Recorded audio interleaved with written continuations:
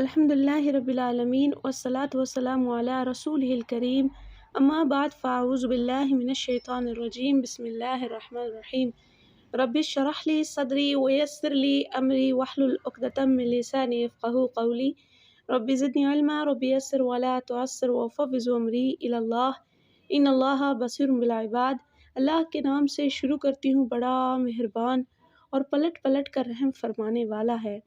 خلاصہ تفسیر قرآن پارہ نمبر 15۔ اس پارے میں 2 صورتیں ہیں، سورہ بنی اسرائیل اور سورہ کہف۔ سورۃ بنی اسرائیل، اس سورۃ بنی اسرائیل کو سورہ اسراء بھی کہا جاتا ہے۔ بنی اسرائیل اس لیے کہ اس میں بنی اسرائیل کی تاریخ بیان ہوئی ہے، اور اسراء اس لیے کہ اس میں سفر اسراء و معراج کا تذکرہ کیا گیا ہے۔ یہ سورت مکہ میں رسول اللہ صلی اللہ علیہ وسلم کے آخری دور میں نازل ہوئی، جب کفار کا ظلم و ستم اپنی انتہا کو پہنچا ہوا تھا، اور آپ صلی اللہ علیہ وسلم کی غم گسار بیوی حضرت خدیجہ اور محافظ بلکہ ڈھال بنے ہوئے چچا ابو طالب وفات پا گئے، یعنی آپ کے گھر بھی ویران اور ظاہری سہارا بھی ختم ہوا۔ اس سے بڑھ کر یہ تھا کہ ابو طالب کی وفات کے بعد آپ کا سخت ترین دشمن ابو لہب قبیلے کا سردار بن گیا، جس نے پہلا فیصلہ یہ کیا کہ رسول اللہ صلی اللہ علیہ وسلم کو قبیلے سے خارج کر دیا جائے۔ اس کے بعد آپ صلی اللہ علیہ وسلم نے مکہ سے ہجرت کر کے طائف جانے کا فیصلہ کیا، اور اپنے آزاد کردہ غلام سیدنا زید بن حارثہ کو ساتھ لے کر طائف کا رخ کیا۔ وہاں کے سرداروں سے بھی ملاقات کی، لیکن ان سرداروں نے قریش کی ناراضگی مول لے کر آپ صلی اللہ علیہ وسلم کو اپنے پاس رکھنے یا آپ کی حمایت کرنے سے انکار کر دیا، بلکہ آپ صلی اللہ علیہ وسلم پر بے پناہ ظلم کیا اور طائف سے نکال دیا۔ تب اللہ تعالیٰ نے آپ صلی اللہ علیہ وسلم کا غم ہلکا کرنے اور آپ کو یہ تسلی دینے کے لیے معراج کا سفر کروایا۔ معراج سے آپ صلی اللہ علیہ وسلم کو باور کرایا گیا، اگر لوگ نہیں تو آپ کا رب آپ کے ساتھ ہے۔ اس صورت میں اس سفر کا تذکرہ کیا گیا ہے، جس کا پہلا پوائنٹ آتا ہے جبرائیل امین مدینہ منورہ میں۔ اس سفر میں جبرائیل امین نے آپ صلی اللہ علیہ وسلم کو مدینہ منورہ دکھایا، اور اس صورت میں ہجرت کی دعا سکھا کر ہجرت مدینہ کی خبر دی گئی۔ یہاں یہ ایک طرح سے تسلی تھی کہ جلد ہی اس مکے میں جو ظلم و ستم کیا جا رہا ہے، اس سے جان چھوٹ جائے گی۔ چنانچہ ہجرت کے بعد رسول اللہ صلی اللہ علیہ وسلم کا واسطہ چونکہ بنی اسرائیل سے پڑھنے والا تھا، اس لیے اس صورت میں بنی اسرائیل کی تاریخ اور ان کو دی جانے والی تورات کی اصلی تعلیمات سے بھی آگاہ کیا گیا ہے۔ سفر اسراء و معراج، رسول اللہ صلی اللہ علیہ وسلم کو بیت اللہ سے بیت المقدس تک، پھر وہاں سے 7ویں آسمان تک کا سفر کروایا گیا۔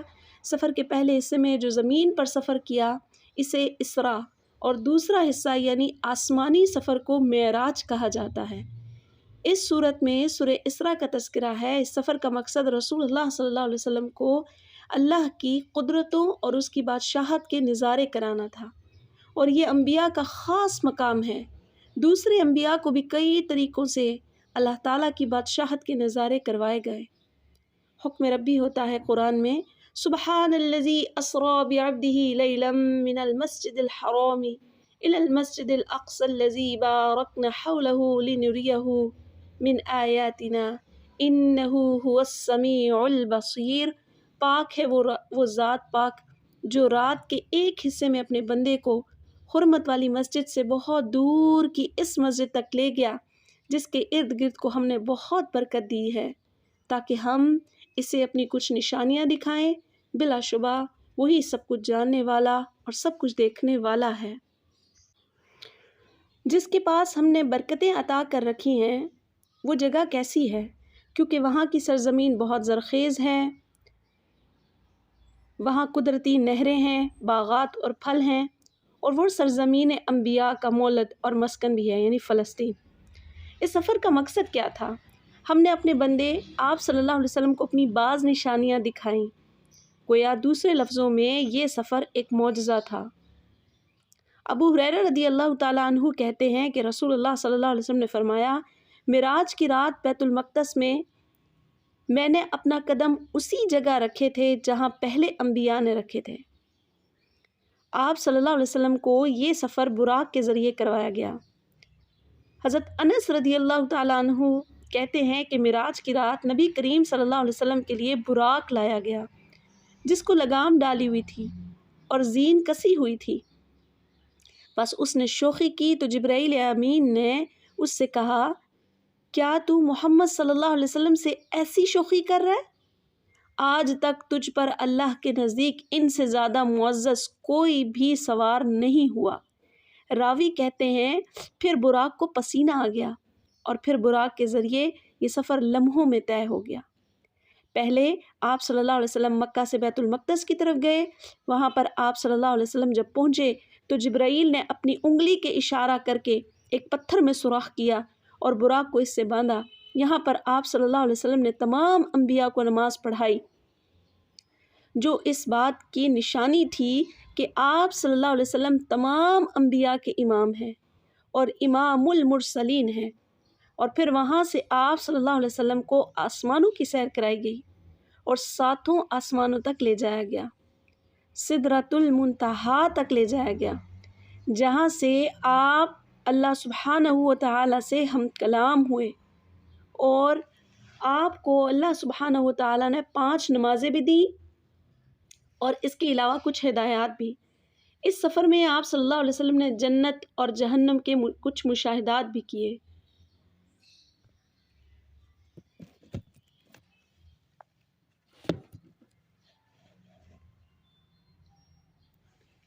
وہی کہتے ہیں کہ رسول اللہ صلی اللہ علیہ وسلم نے فرمایا، جب مجھے معراج کرائی گئی تو میں ایک قوم پر سے گزرا، ان کے ناخن تانبے کے تھے اور وہ ان ناخنوں سے اپنے چہرے اور اپنے سینے چھیل رہے تھے، یعنی کھرچ رہے تھے۔ تو میں نے ان سے کہا، یہ کون لوگ ہیں جبرائیل؟ تو انہوں نے کہا، یہ وہ لوگ ہیں جو لوگوں کا گوشت کھاتے ہیں، ان کی عزتوں سے کھیلتے ہیں، یعنی غیبت کرتے ہیں، طعنہ دیتے ہیں اور دوسروں کو برا بھلا کہتے ہیں۔ اسی طرح رسول اللہ صلی اللہ علیہ وسلم نے فرمایا، اسرا والی رات میں ایسے لوگوں پر سے بھی گزرا جن کے منہ آگ کی کینچیوں سے کاٹے جا رہے تھے۔ میں نے پوچھا، یہ کون لوگ ہیں؟ بتایا گیا، یہ دنیا کے خطیب ہیں، لوگوں کو نیکی کا حکم دیتے تھے اور اپنے آپ کو بھول جاتے تھے، اور یہ کتاب کی تلاوت کرتے تھے اور سمجھتے نہ تھے، یعنی یہ نہیں سمجھتے تھے کہ یہ بات ہمارے عمل کے لیے بھی کہی گئی ہے۔ معراج کے موقع پر آپ صلی اللہ علیہ وسلم کو نماز کا تحفہ عطا کیا گیا، سورہ بقرہ کی آخری آیات دی گئیں، اور یہ کہ آپ صلی اللہ علیہ وسلم کی امت میں سے ہر ایسے شخص کو بخش دیا جائے گا جو اللہ کے ساتھ کسی کو شریک نہ کرے اور تباہ کن گناہوں سے بچے، یعنی کبیرہ گناہوں سے بچے۔ اسی طرح معراج کی رات فرشتوں نے نبی کریم صلی اللہ علیہ وسلم کو کہا کہ آپ اپنی امت کو پچھا لگوانے کا حکم دیجئے، یعنی جس بھی جماعت کے پاس سے گزرے تھے، جس فرشتوں کی جماعت کے پاس سے بھی گزرے، انہوں نے آپ صلی اللہ علیہ وسلم کو یہی مشورہ دیا کہ آپ اپنی امت کو حجامہ کرانے کا حکم دیں، کیونکہ وہ صحت حاصل کرنے اور بیماریوں سے نکلنے کا بہترین طریقہ ہے۔ یہ میرا پوائنٹ آپ ضرور ذہن میں رکھیے گا کہ کم از کم سال میں 1 مرتبہ یا اس کو فالو اپ کرواتے رہیں تو آپ کی صحت بہت اچھی رہے گی۔ اسی طرح آپ کی مختلف پیغمبروں سے ملاقات ہوئی۔ ابراہیم علیہ السلام سے جب ملاقات ہوئی تو انہوں نے کہا کہ اے محمد صلی اللہ علیہ وسلم، اپنی امت کو میری طرف سے سلام پیش کرنا اور انہیں بتانا کہ جنت کی مٹی پاکیزہ ہے، اس کا میٹھا پانی ہے اور ایک چٹیل میدان ہے جنت، یعنی جنت میں سبحان اللہ، الحمدللہ، لا الہ الا اللہ، اللہ اکبر کہنا، وہاں جنت میں درخت لگانا ہے، تو جو جتنا ذکر کرے گا اس کی جنت اتنی زیادہ سرسبز اور شاداب اور ہری نظر آئے گی۔ کی تاریخ، عروج اور زوال۔ معراج کا زمینی سفر مکہ سے بیت المقدس تک تھا۔ اس کا مقصد رسول اللہ صلی اللہ علیہ وسلم کو فتح مکہ اور فتح بیت المقدس کی خوشخبری دی گئی تھی، ساتھ ساتھ بنی اسرائیل کے عروج اور زوال کی تاریخ بیان کر کے مشرکین عرب کو تنبیہ بھی کی گئی ہے کہ انہیں بنی اسرائیل کے عروج اور زوال سے عبرت حاصل کرنی چاہیے۔ اس کے بعد تورات کی منسوخی کا حکم آتا ہے۔ بنی اسرائیل کو امامت عالم کے منصب سے معزول کر دیا گیا، تو اس کے ساتھ ہی ان کے دین اور ان کو دی گئی کتب تورات، زبور، انجیل کو بھی منسوخ کر دیا گیا۔ ان کی وجہ یہ تھی، اگرچہ یہ کتابیں اللہ کی بھیجی ہوئی تھیں، لیکن ان بدبختوں نے اپنی مرضی سے ان میں تحریفات کر دی۔ تب اللہ تعالیٰ نے بنی اسرائیل کو نبوت، حکومت، کتاب اور بیت المقدس کی تولیت سے معزول کر دیا۔ اس کی جگہ بنو اسماعیل کو نبوت اور حکومت کے لیے منتخب کیا، اور بیت المقدس کی جگہ قبلہ اول کو قبلہ جو ہے وہ بیت اللہ کو بنا دیا گیا، اور بنی اسرائیل کی کتب کی جگہ قرآن مجید نازل فرما دیا گیا، جو انسانی تحریفات سے بالکل پاک ہے۔ اللہ تعالیٰ نے فرمایا ہے، قرآن کے حق میں ہی بتایا کہ قرآن ہدایت کا راستہ ہے جو سب سے سیدھا ہے۔ ایمان والوں کے لیے نیک اعمال ہیں جو وہ اس کو پڑھ کر کرتے ہیں، بشارت دیتا ہے اعمال کرنے والوں کو کہ ان کے لیے بہت بڑا اجر ہے۔ مزید فرمایا، وَنُنَزِّلُ مِنَ الْقُرْآنِ مَا هُوَ شِفَاءٌ وَرَحْمَةٌ لِّلْمُؤْمِنِينَ وَلَا يَزِيدُ الظَّالِمِينَ إِلَّا خَسَارًا، اور ہم قرآن میں سے تھوڑا تھوڑا نازل کرتے ہیں، اور ایمان والوں کے لیے سراسر شفا ہے اور رحمت ہے، اور ظالموں کے لیے سوائے خسارہ کے اور کوئی چیز نہیں ہے۔ اس کے بعد کا پوائنٹ آتا ہے انسان کی ہلاکت کے اصول۔ اللہ تعالیٰ بلا وجہ کسی قوم کو سربلند اور کسی کو ہلاک نہیں کرتا، بلکہ اللہ تعالیٰ کی کائنات میں سربلندی اور ہلاکت کے اصول متعین ہیں، یعنی اب کامیابی اور ہلاکت کے اصول تمہارے سامنے ہیں، اب تم پر ہے تم اپنے لیے کس راستے کا انتخاب کرتے ہو۔ اب تمہارے پاس اللہ کا نبی آ چکا ہے، سنبھل جاؤ اور ان کی دعوت کو قبول کر لو، ورنہ مٹا دیے جاؤ گے۔ اس کے بعد اسلامی ریاست کے کچھ بنیادی اصول بیان کیے گئے ہیں۔ تورات میں یہودیوں کو 10 احکام دیے گئے تھے جو دین موسوی کی بنیاد، یہودی معاشرے کی اساس اور تورات کی تعلیمات کا خلاصہ تھے۔ اللہ تعالیٰ نے یہود کو 10 احکامات دیے تھے جن پر ان کی سلطنت اور معاشرت کی بنیاد تھی۔ وہ 10 اصول چونکہ یونیورسل اور ابدی اصول ہیں، اس لیے اس صورت میں ان احکامات کا تذکرہ کیا گیا ہے۔ اسی طرح اسلامی معاشرے کا ایک مکمل ڈھانچہ قائم کر دیا گیا۔ نمبر 1، عبادت صرف اللہ کے لیے۔ نمبر 2، والدین کے ساتھ انتہا درجے کا احسان۔ پھر آتا ہے رشتہ داروں اور مساکین اور مسافروں کی مدد اور تعاون۔ اس کے بعد آتا ہے جو شخص اپنے رشتہ داروں اور ضرورت مندوں کو نہیں دیتے، لازمی بات ہے کہ وہ فضول خرچی و عیاشی کرتے ہیں، اس لیے ضرورت مندوں کو دینے کا حکم کے ساتھ ساتھ فضول خرچی سے بھی منع کیا گیا ہے۔ فرمایا، ان المبذرین کانوا اخوان الشیاطین وکان الشیطان لربہ کفورا، بے شک بے جا خرچ کرنے والے ہمیشہ سے شیطانوں کے بھائی، اور شیطان ہمیشہ سے اپنے رب کا بڑا ناشکرا ہے۔ اس کے بعد کا پوائنٹ آتا ہے مانگنے والوں کو دو۔ اگر کبھی دینے کی پوزیشن میں نہ ہو تو کم از کم مانگنے والے کو نرمی سے جواب تو دے دو۔ اس کے برعکس وہ بھی ہوتے ہیں جو کسی نہ کسی ضرورت مند کو دیتے ہیں اور نہ اپنی ذات پر خرچ کرتے ہیں، یعنی انہیں پیسہ اتنا بھی جمع کرنے کی عادت ہوتی ہے کہ وہ اس پیسے کو جمع کرتے کرتے خرچ کرنے کو ان کے دل میں بوجھ آ جاتا ہے کہ اس کو خرچ کیسے کریں، نہ اپنی ذات پہ نہ دوسروں پہ، تو ایسے شخص کنجوسی کرتے ہیں۔ اللہ تعالیٰ نے اس بری عادت سے بھی منع فرمایا ہے۔ فرمایا اپنے ہاتھوں کو اپنی گردنوں سے نہ باندھ لو کہ نہ تم اسے کھول سکو اور نہ پورا کھول دو، ورنہ ملامت کیے ہوئے تھکے ہارے ہو کے بیٹھ جاؤ گے۔ تمہارا رب رزق فراخ کرتا ہے، جس کے لیے چاہتا ہے تنگ کرتا ہے، جس کے لیے چاہتا ہے فراخ کرتا ہے، بے شک وہ اپنے بندوں سے پوری طرح خبر رکھنے والا ہے۔ یعنی نہ بہت کنجوس ہو جاؤ، نہ عیاشی کرو، بلکہ اللہ پر بھروسہ کرتے ہوئے ضروریات زندگی کی جگہوں پر مال کو خرچ کرو۔ اس کے بعد کا پوائنٹ آتا ہے اپنی اولاد کو مفلسی کے ڈر سے قتل نہ کرو۔ اللہ تمہیں بھی رزق دیتا ہے، اللہ انہیں بھی رزق دیتا ہے۔ اگلا پوائنٹ ہے زنا کے قریب نہ جاؤ، وَلَا تَقْرَبُوا الزِّنَا إِنَّهُ كَانَ فَاحِشَةً وَسَاءَ سَبِيلًا، اور زنا کے قریب نہ جاؤ، بے شک وہ ہمیشہ سے بڑی بے حیائی اور برا راستہ ہے۔ زنا کان سے ہو، آنکھ سے ہو، زبان سے ہو یا جسمانی طور پہ ہو، ہر طرح سے زنا منع ہے۔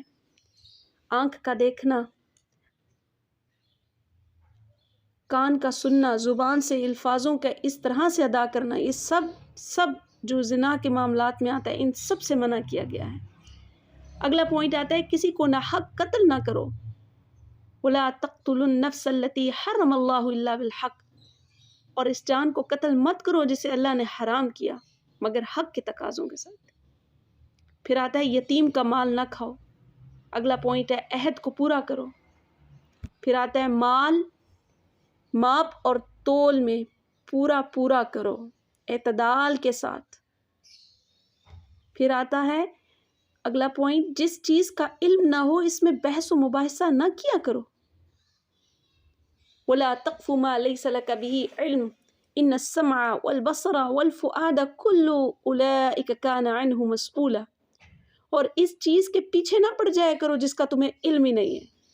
بے شک کان اور آنکھ اور دل، ان میں سے ہر ایک کے متعلق تم سے سوال کیا جائے گا۔ اگلا پوائنٹ آتا ہے زمین پر اکڑ کر نہ چلو، زمین پر اکڑ کر نہ چل۔ وَلَا تَمْشِ فِي الْأَرْضِ مَرَحًا إِنَّكَ لَن تَخْرِقَ الْأَرْضَ وَلَن تَبْلُغَ الْجِبَالَ طُولًا، زمین پر اکڑ کر نہ چلو، بے شک نہ تو تم زمین کو پھاڑو گے اور نہ ہی تم پہاڑوں کی بلندیوں کو پہنچ سکتے ہو۔ اور ان اصولوں میں آخری اصول بتایا ہے كُلُّ ذَلِكَ كَانَ سَيِّئُهُ عِنْدَ رَبِّكَ مَكْرُوهًا ذَلِكَ مِمَّا أَوْحَىٰ إِلَيْكَ رَبُّكَ مِنَ الْحِكْمَةِ وَلَا تَجْعَلْ مَعَ اللَّهِ إِلَٰهًا آخَرَ فَتُلْقَىٰ فِي جَهَنَّمَ مَلُومًا مَدْحُورًا، یہ سب کے سب کام تمہارے رب کے نزدیک بہت ناپسندیدہ ہیں۔ یہ سب احکام اس حکمت وحی میں سے ہیں کہ جو تیرے رب نے حکمت سے آپ کی طرف وحی کی ہے، اور اللہ کے ساتھ کوئی دوسرا معبود مت بناؤ۔ بس پھر اگر ایسا ہوگا تو تم بڑی ملامت کرو گے، خود کو دھتکارا ہوا کر کے تم جہنم میں ڈال دیے جاؤ گے۔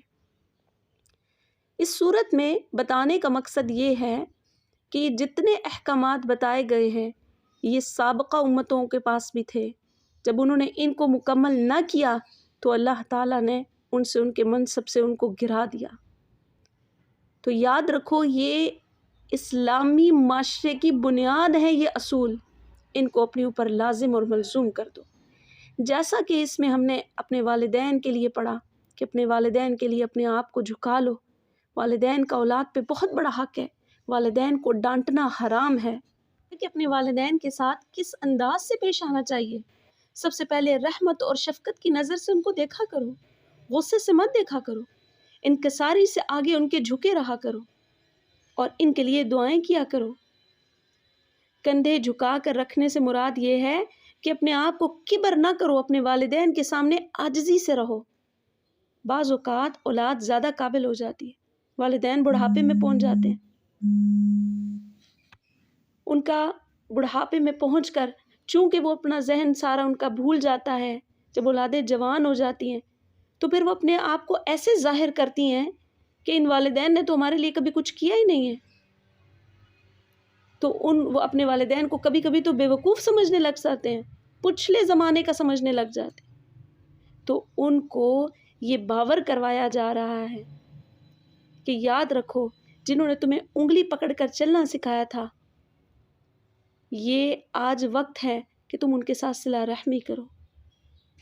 حضرت ابو ہریرہ رضی اللہ تعالیٰ عنہ کہتے ہیں کہ ایک آدمی رسول اللہ صلی اللہ علیہ وسلم کی خدمت میں حاضر ہوا، عرض کیا یا رسول اللہ میرے سب سے اچھے سلوک کا سب سے زیادہ حقدار کون ہے؟ آپ نے فرمایا تمہاری ماں۔ پھر اس نے پوچھا، پھر جواب دیا ماں ماں ماں، 3 مرتبہ یہ جواب دیا، اور چوتھی مرتبہ فرمایا باپ۔ یہ بھی بیان ہوتا ہے کہ اگر تم والدین کی خدمت کر رہے ہو تو اس کے پیچھے تمہاری غرض کیا ہے، کس نیت سے کر رہے ہو۔ ماں باپ تو بہت محبت سے پالتے ہیں، لیکن کئی دفعہ بچے ان کو آزمائش سمجھ کے انتظار کر رہے ہوتے ہیں کہ کب یہ مر جائیں، ہماری آزمائش ختم ہو جائے، ہمارے سر سے بوجھ اترے اور کب ہم آزاد ہوں۔ تو اللہ کہتا ہے جو تم اپنے دلوں میں سوچتے بھی ہو اللہ اس سے بھی بخوبی واقف ہے۔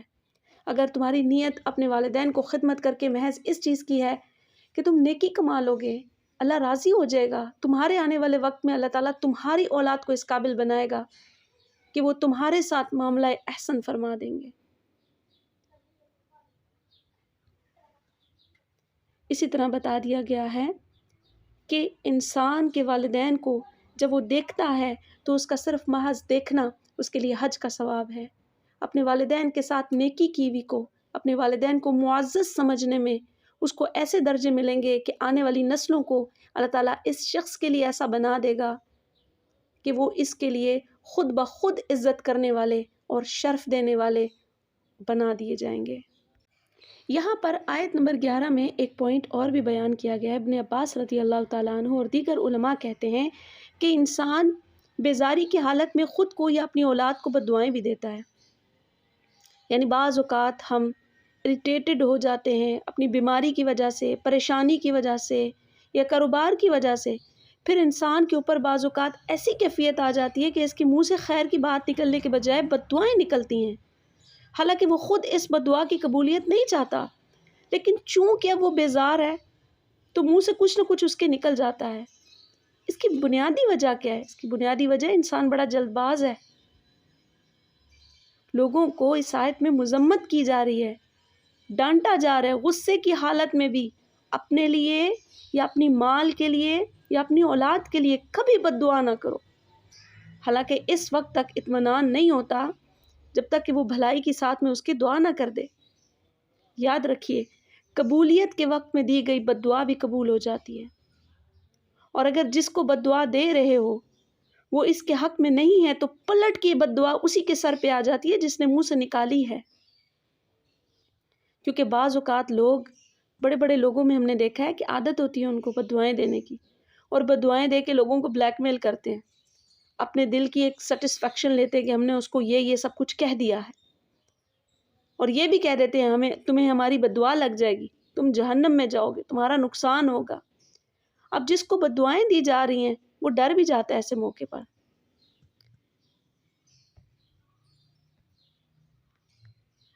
اس لیے ہمیں یہ یاد رکھنا چاہیے کہ جس کی نیت خراب ہو اعمال میں، معاملات میں، جس کو بد دعا دی جا رہی، اگر تو وہ مستحق ہے تو بد دعا لگ گئی، اور اگر نہیں لگی تو ڈرے نہیں اس بات سے۔ کیوں؟ کیونکہ اگر ظالم نہیں ہے تو آپ پر بد دعا نہیں پڑے گی، وہ اسی پر جائے گی جس نے بد دعا نکالی ہے۔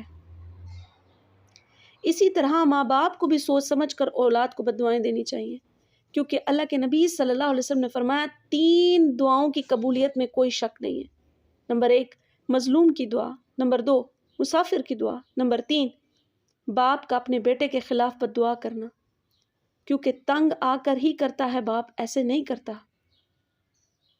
اسی طرح جو باپ دادا ہیں، دادا دادی ہیں، ماں باپ کے جو والدین ہیں ان سے بھی بد دعا نہ لیں، ماں کے والدین ہیں ان سے بھی بد دعائیں نہ لیں۔ بزرگوں کو آج کل تو ایسے حالات ہو گئے ہیں جس سے ہمارے بیٹھے ہوئے بزرگ لوگوں کو بیٹھے ہوئے بھی برے لگتے ہیں کہ یہ بوجھ ہے ہمارے گھر کا۔ خدارا اس سوچ کو ہمیں بدلنا ہے۔ اس کی وجوہات یہ ہیں کہ یہ بزرگ تو ہمارے گھر کے گھنے سائے ہیں، جیسے درخت جتنا جتنا پرانا ہو جاتا ہے وہ اتنا اتنا گھنا اور ٹھنڈی چھاؤں دیتا ہے۔ کبھی تیز تپتی دھوپ کے اندر کسی پرانے پائیدار درخت کی گھنی چھاؤں میں بیٹھ کے دیکھیں، جو احساس آپ کو اس ٹھنڈی چھاؤں کا ہوگا، ان بزرگوں کے پاس بیٹھ کر بھی ایسا ہی ہے کہ اللہ تو ان کے سفید بالوں کی بھی حیا کرتا ہے۔ اللہ کے نبی صلی اللہ علیہ وسلم نے فرمایا اپنے لیے صرف خیر کی دعا کرو، اپنی اولاد کے لیے بھی خیر کی دعا کرو، کیونکہ بے شک فرشتے تمہاری بات پر آمین کہتے ہیں۔ یہاں پہ اس کے ساتھ 10 پوائنٹس میں سے میں نے ڈسکس کیا، وہ تھا تبذیر، وَلَا تُبَذِّرْ تَبْذِيرًا۔ یہ کیا تھا؟ یہ ہے فضول خرچی۔ بعض اوقات انسان جو ہے وہ اپنی فضول خرچی میں اس حد تک بڑھ جاتا ہے کہ اس کی کوئی لمٹس نہیں ہوتی۔ حضرت عبید اللہ رضی اللہ تعالیٰ عنہ کہتے ہیں کہ میں نے عبداللہ بن مسعود رضی اللہ تعالیٰ عنہ سے مبذرین کے بارے میں پوچھا، یہ کون لوگ ہیں؟ وہ لوگ جو ناحق مال خرچ کرتے ہیں، یعنی جہاں نہیں خرچ کرنا چاہیے، جن کاموں میں، جن چیزوں میں مال خرچ نہیں کرنا چاہیے، یہ وہی مال خرچ کرتے ہیں۔ مال ضائع کرنے والے لوگ اللہ کے نزدیک ناپسندیدہ ہیں۔ نبی کریم صلی اللہ علیہ وسلم نے فرمایا بے شک اللہ تمہارے لیے 3 باتیں ناپسند کرتا ہے۔ نمبر 1، ادھر ادھر کی فضول باتیں، بے معنی مقصد، بے معنی چیزیں جس سے آپ کو نہ بھلا ہے، نہ دوسرے کا بھلا ہے، اور نہ ہی اس سے معاشرے میں کوئی بھلا ہے۔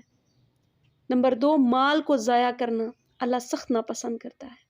نمبر 3، بکثرت سوال کرنا، آپ کو ضرورت نہیں بھی ہے لیکن چونکہ مانگنے کی عادت پڑ گئی ہے، لوگوں سے سوال کرنے کی عادت پڑ گئی ہے، پکڑ پکڑ کر سوال کرتے ہیں، اپنی خواہشات کو پورا کرنے کے لیے بھی سوال کرتے ہیں، تو اللہ کو یہ انداز بھی سخت ناپسند ہے۔ اس سورہ بنی اسرائیل کا آخری پوائنٹ ہے قرآن سے تعلق جوڑنے کی تلقین۔ اللہ تعالیٰ نے فرمایا اقم الصلاۃ لدلوک الشمس الی غسق اللیل وقرآن الفجر ان قرآن الفجر کان مشہودا، نماز قائم کر سورج کے ڈھلنے تک اور رات کے اندھیرے تک، اور فجر میں قرآن کا پڑھنا، بے شک فجر کا قرآن پڑھنا ہمیشہ کے لیے حاضر ہونے کا وقت ہے۔ یعنی یہ اتنی عظیم کتاب ہے کہ جب نماز تہجد اور نماز فجر میں قرات کی جاتی ہیں تو اللہ کے پاک باز فرشتے سماعت کے لیے حاضر ہوتے ہیں۔ فرمایا ان قرآن الفجر کان مشہودا، بے شک فجر کا قرآن ہمیشہ سے حاضر ہونے کا وقت رہا ہے۔ مزید فرمایا وَنُنَزِّلُ مِنَ الْقُرْآنِ مَا هُوَ شِفَاءٌ وَرَحْمَةٌ لِّلْمُؤْمِنِينَ وَلَا يَزِيدُ الظَّالِمِينَ إِلَّا خَسَارًا، یعنی قرآن سے جڑنے والوں کے لیے یہ شفا اور رحمت ہے، اور اس سے کنارہ کشی کرنے والوں کے لیے خسارے کا باعث بنے گا۔ اس کے ساتھ ہی ہم سورۃ الکہف کا آغاز کرتے ہیں۔ سورہ کہف مکی زندگی کے درمیانی دور میں نازل ہوئی، جب مسلمان اہل مکہ کے ظلم و ستم سے تنگ آ کر حبشہ کی طرف ہجرت کرنے کا سوچ رہے تھے۔ اس وقت اس صورت میں پہلی امت کے نوجوانوں کی ہجرت کا واقعہ بیان کیا گیا، یعنی اہل مکہ کے ظلم و ستم یہ کوئی نئے نہیں ہے، اور نہ ہی مسلمانوں کی کوئی ہجرت نہیں ہے، ظالم کافروں کا اور ہجرت مسلمانوں کا شعار رہی ہے۔ سورہ کہف کی فضیلت، سیدنا ابو درداء رضی اللہ تعالیٰ عنہ سے روایت ہے کہ رسول اللہ صلی اللہ علیہ وسلم نے فرمایا جس شخص نے سورہ کہف کی ابتدائی 10 آیات حفظ کر لیں اسے دجال کے فتنے سے محفوظ رکھا جائے گا۔ دوسری روایت میں آتا ہے کہ جس نے سورہ کہف کی پہلی 3 آیات پڑھ لی وہ بھی دجال کے فتنے سے محفوظ رہے گا۔ رسول اللہ صلی اللہ علیہ وسلم نے فرمایا جس شخص نے جمعے کے دن سورہ کہف کی تلاوت کی اس کے لیے 2 جمعوں کے درمیان تک روشنی باقی رہے گی۔ اس سورت کا نام اصحاب کہف کے نام پر رکھا گیا ہے۔ سن 249 عیسوی میں روم کے بادشاہ دقیانوس سیدنا عیسیٰ علیہ السلام کے پیروکاروں پر بہت ظلم کیا کرتا تھا۔ کچھ نوجوان مسلمان ہو گئے، اب انہیں خطرہ یہ پیدا ہوا کہ بادشاہ انہیں سنسار کر دے گا۔ تب انہوں نے رات کے اندھیرے میں ہجرت کا اختیار کی۔ ان میں سے ایک شخص کا گھر میں کتا بھی تھا جو اس کے ساتھ چل پڑا، بہت کوشش کی کہ وہ واپس ہو جائے لیکن وہ واپس نہیں ہوا۔ جب صبح ہونے لگی تو وہ ایک اندھیرے غار میں چھپ گئے کہ رات ہوگی تو دوبارہ سے اپنے سفر کا آغاز کریں گے، مگر اللہ تعالیٰ نے انہیں وہیں پر سلا دیا اور وہ اس غار میں 309 سال سوئے رہے۔ 300 سال اور 9 سال اوپر۔ جب بادشاہ کو یہ خبر ملی تو اس نے انہیں ڈھونڈنے کی پوری کوشش کی، مگر اللہ تعالیٰ نے ان پر پردے ڈالے رکھا۔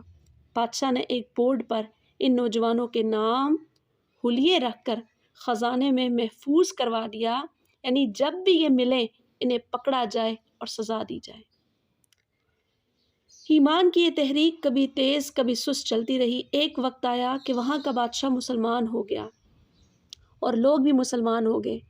پھر ان میں قیامت کے دن زندہ ہونے کے متعلق جھگڑا کھڑا ہو گیا۔ بادشاہ نے اللہ سے دعا کی کہ اللہ کوئی ایسی نشانی دکھا کہ لوگ آخرت پر ایمان لے آئیں۔ تب اللہ تعالیٰ نے اصحاب کہف کو نیند سے بیدار کیا۔ جب وہ بیدار ہوئے تو انہیں کچھ خبر نہیں تھی کہ وہ کتنی دیر سوئے ہیں۔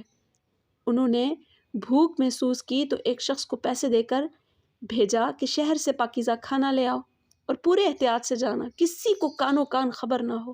جب وہ ہوٹل پہنچا، کھانا پیک کروایا، پیسے دیے تو ہوٹل والوں نے پکڑ لیا کہ یہ اتنے پرانے پیسے یہ تمہارے پاس کہاں سے آئے ہیں؟ وہ شخص پہلے ہی شہر کا نقشہ دیکھ کر پریشان تھا، احتیاط کے پیش نظر کسی سے پوچھنے کی ہمت نہیں ہو رہی تھی۔ ہوٹل والوں کو ایسے لگا کہ شاید اس کو کوئی خزانہ ملا ہے۔ اب چونکہ خزانہ حکومت کا تھا اس لیے اسے پکڑ کے بادشاہ کے پاس لے گئے۔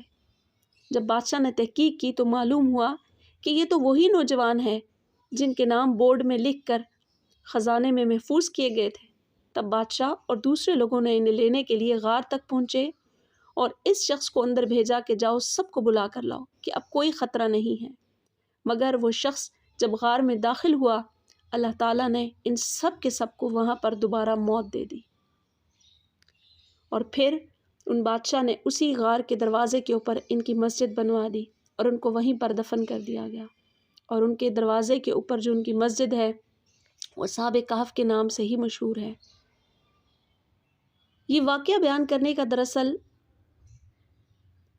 معاملہ یہ ہے کہ مسلمانوں کو ہجرت کا سبق پڑھایا جائے کہ ہجرت شروع سے ہی اہل ایمان کا شیوا ہے، لہٰذا جب بھی اپنے دین کی حفاظت کے لیے ہجرت کرنے کی تیاری ہو، کوشش ہو تو فوراً کر گزرو، اس کے بعد کامیابی ہی کامیابی ہے۔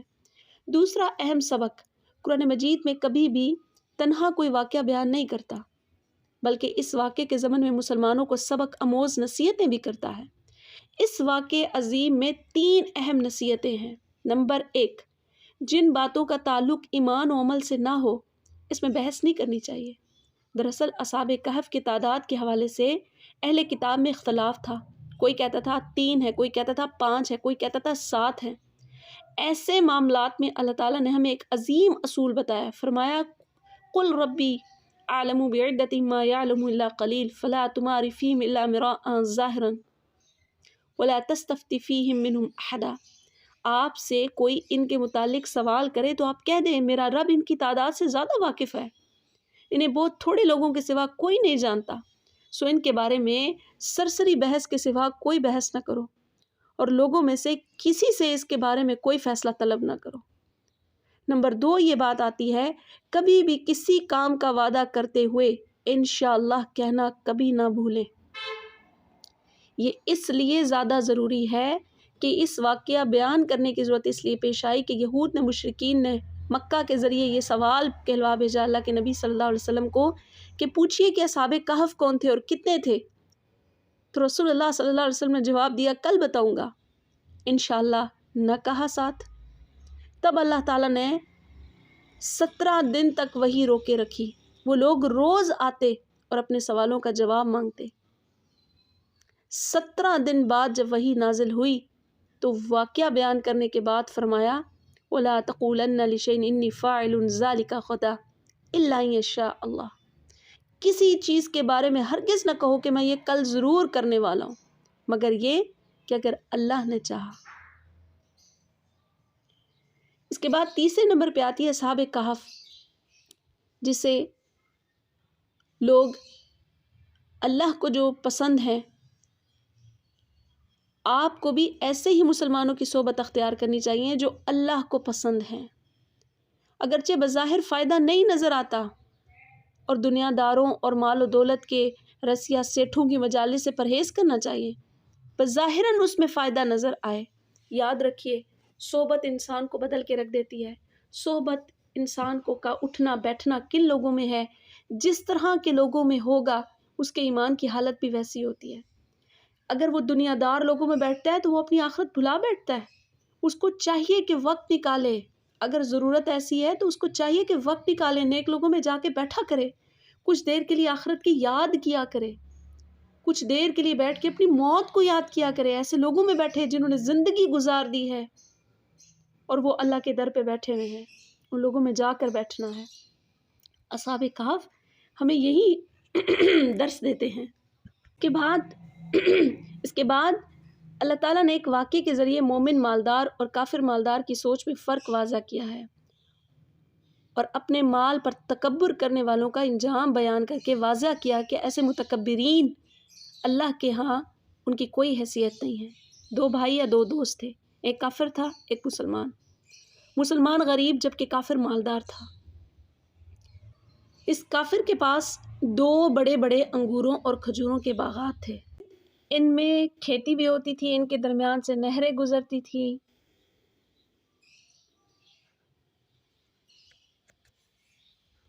اب اس میں کوئی پانی کی کمی نہیں تھی. وہ اس کی وجہ سے اپنے باغ زبردست پھل دیتے تھے اس کے باغات.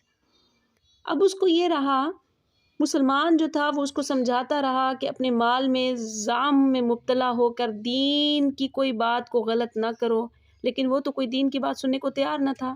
ایک دن دونوں نے مل کر باغ میں گئے، دونوں نے باغ کو دیکھا تو کافر جو تھا وہ تکبر اور گھمنڈ پیدا ہو گیا اس کو. ایک اپنے دوسرے ساتھی کو مخاطب کر کے کہنے لگا، فقال لصاحبی وهو يحاور وانا اکثر منك مالا واعز نفرا ودخل جنته وهو ظالم لنفسه قال ما اظن ان تبيد هذه ابدا وما اظن الساعة قائمة ولئن رددت الى ربي لاجدن خيرا منها منقلبا. تو اس نے اپنے ساتھی سے جب اس سے باتیں کر رہا تھا کہا، میں تجھ سے مال میں زیادہ اور نفری کے لحاظ سے بھی باعزت ہوں. اور وہ اپنے باغ میں اس حال میں داخل ہوا کہ اپنی جان پر ظلم کرنے والا تھا. کہا میں گمان نہیں کرتا کہ یہ کبھی برباد ہوگا میرا مال، اور کہا میں قیامت کو بھی گمان نہیں کرتا کہ کبھی قیامت قائم ہوگی. اور واقعی اگر مجھے میرے رب کی طرف لوٹایا گیا تو یقیناً یہاں بھی مجھے عزت ملی ہوئی ہے، باوجود اس کے کہ میں اللہ پر ایمان نہیں لاتا. تو میرے پاس تو بڑا مال ہے، تو اگر ادھر میں لکی ہوں تو میں آخرت میں بھی لکی ہوں گا. تو اس پر غریب مسلمان نے اس کو کہا، اکفرت بالذی خلقک من تراب ثم من نطفة ثم سواک رجلا لکنہ اللہ ربی ولا اشرک بربی احدا ولولا اذ دخلت جنتک قلت ما شاء اللہ لا قوة الا باللہ اعترنی انا اقل منک مالا وولدا فعسى ربی ان یؤتینی خیرا من جنتک ويرسل عليها حسبانا من السماء فتصبح سعيدا زلقا او يصبح ماؤها غورا فلا تستطيع له طلبا. تو اس کے ساتھی نے کہا، تو نے اس کے ساتھ کفر کرتا ہے جس نے تجھے حقیر مٹی سے پیدا کیا ہے، پھر ایک قطرے سے تجھے بنایا، پھر ٹھیک ٹھاک ایک آدمی بنا دیا. لیکن میں تو وہ اللہ ہی میرا رب ہے اور میں اپنے رب کے ساتھ کسی کو شریک نہیں ٹھہراتا. اور جب تو اپنے باغ میں داخل ہوا تو نے یہ کیوں نہ کہا جو اللہ نے چاہا، کچھ قوت نہیں مگر اللہ کی مدد سے. جو تو اپنے مال کو دیکھ رہا ہے، جو اپنے مال کی بہتات دیکھ رہا ہے، یہ اللہ کے کرم سے ہے.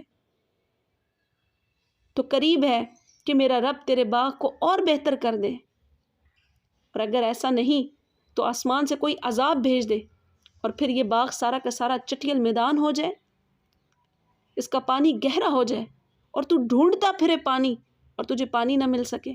پھر ایسا ہی ہوا.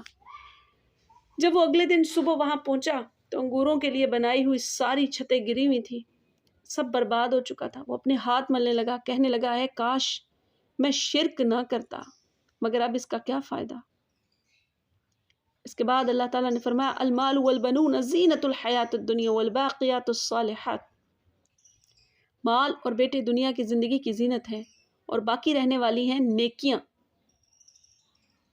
اس کے بعد سیدنا موسیٰ علیہ السلام اور خضر علیہ السلام کا واقعہ بیان ہوا ہے جو بہت دلچسپ ہے، اور اس کا آدھا حصہ 15ویں پارے میں اور آدھا حصہ 16ویں پارے میں ہے، جو انشاءاللہ ہم پارہ نمبر 16 کی خلاصہ تفسیر میں ڈسکس کریں گے. وآخر دعوانا ان الحمد للہ رب العالمین.